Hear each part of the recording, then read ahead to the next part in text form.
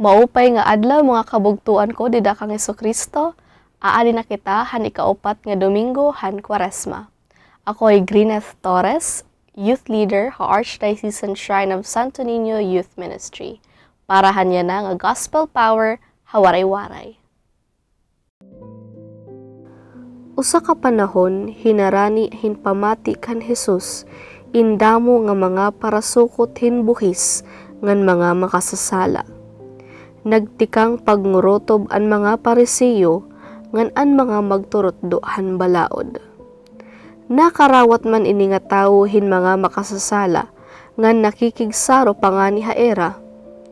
Sanglit ginsumatan hera ni Hesus hini nga pananglitan. May hadto usa ka tawo nga may ada duha nga anak nga lalaki. Nagsiring haiya an manghod. Tatay, tagi na ako yanahan akon malon han mga hiagi. Sanglit, ginbahin han tawo an iya mga hiagi ngan ihatag ngadto han duha niya nga anak. Paghagos hin pira ka adlaw, iginbaligya han manghod an iya bahin ngan binaya han ira panimalay daraan kwarta. Kinadto hiyahin hirayo nga tuna, diin iya ginkaragan an iya kwarta hinwaray pulos nga kinabuhi. Gingasto niya an nga tanan nga iya dara, dinuroy nga inabot indako nga gutom didto hadto nga dapit, ngan nawarayan hiya bisan ano. Sanglit, kinadto hiya hin pagtrabaho didto hin usahan mga tuminungnong hadto nga tuna, ngan ginsugo hiya ngadto hauma para hin pagmangno hin kababuyan. Karuyag unta niya hin pagkaon han itinutubong han kababuyan, kundi waray man nahatag haiya hin anuman nga pagkaon. Hakatapusan, nakapanmurubuot hiya ngan nagsiring. Patakas hin pagkaon an nga tanan nga surugoon ni tatay, ngan hahani ako dinhi nga haros mamatay na hin gutom. Mabangon ako ngan makadtuhan akon tatay ngan masiring. Tatay, nakasala ako han Dios ngan haimo. Diri na ako takos nga isipon pa nga imo anak. Isipan nala ako nga usahan imo mga surugoon. Sanglit, binuhat hiya ngan linakat pag-uli ngadtuhan amay niya. Hirayo pa hiya han balay nga hihikitan na hiya han iya amay. Inalpan hindaho nga kaluoy an iya tatay nga nagdalagan hin pagtapo haiya. Ngan ginkakos ngan ginhadkan hiya. Ngan nagsiring an anak. Tatay, nakasala ako han Dios ngan haimo. Sanglit diri na ako takos isipon pa nga imo anak. Kundi gintawag an amay aniya mga surugoon ngan sidngon. Dali, kuhaa an gimamaupayi nga panapton ngan isulot haiya. Singsingi ngan sapato si hiya. Katapos, kuhaa ngan ihawa niyo an pinatambok nga nati nga baka, ngan pagkumbiti kita. Kay patay na ini nga akon anak, kundi na buhi na hiya.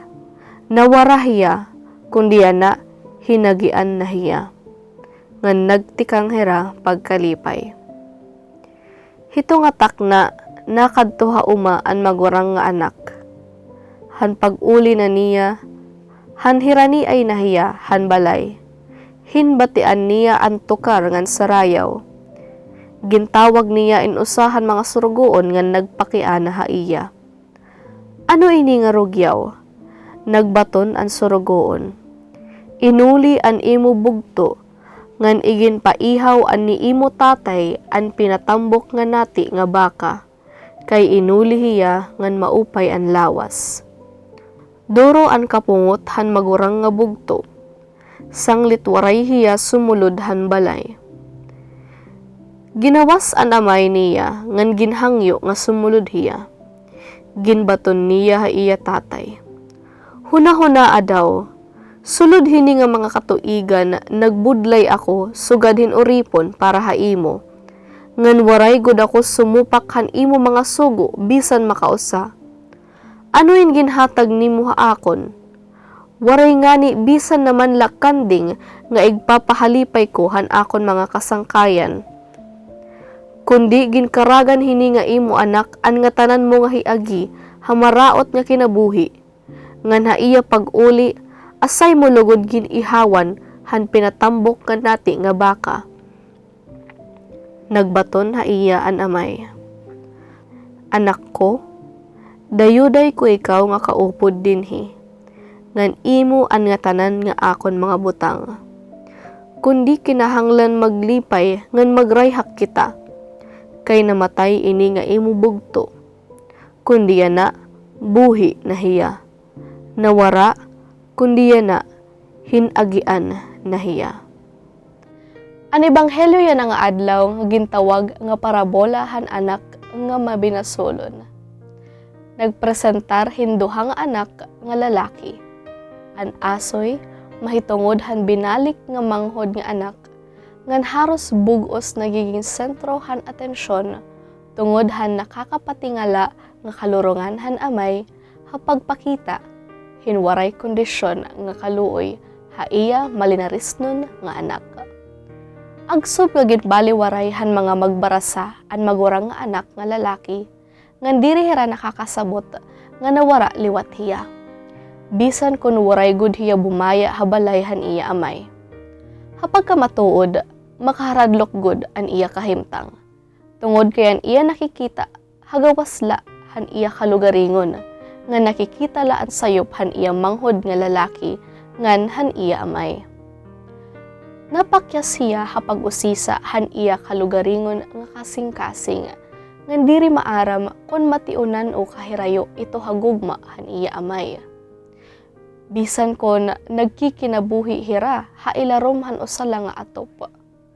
Tungod kay diri hiya maaram, han gugma han iya amay, nga nagpapalibot ha iya, ngan iya masusulod, habisan ano nga panahon.